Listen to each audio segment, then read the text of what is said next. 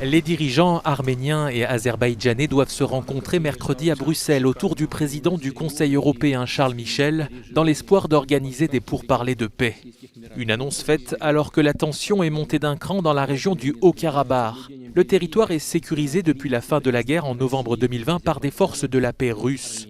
Mais il y a une semaine, les troupes azerbaïdjanaises ont franchi la ligne de contact en prenant position dans les environs du village de Parour. La Russie et l'Arménie ont dénoncé une violation de cessez-le-feu. Les États-Unis, pour leur part, se sont dit préoccupés par les mouvements de troupes de l'Azerbaïdjan. Sur place, cette habitante arménienne témoigne. L'ennemi est venu et a essayé de pénétrer dans notre village.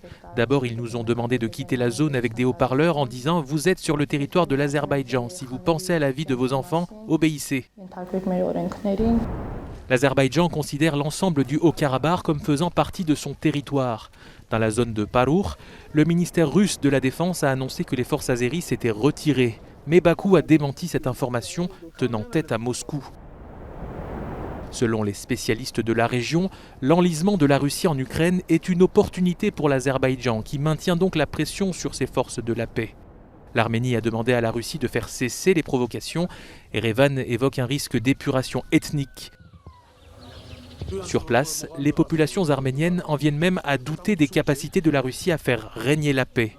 Nous sommes dans la capitale de la République autoproclamée du Haut-Karabakh, Stepanakert. Seul Dieu sait ce que les gens ont vu pendant la guerre en 2020. Personne ne se soucie de nous. Il n'y a personne pour avoir pitié de nous. Nous voulons la paix.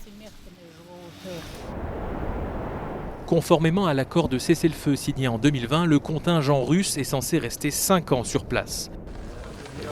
Dans ce contexte, Erevan et Bakou ne parviennent pas à s'accorder sur un traité de paix, la question du statut du Haut-Karabakh, peuplé d'Arméniens, étant une ligne rouge pour chacune des parties.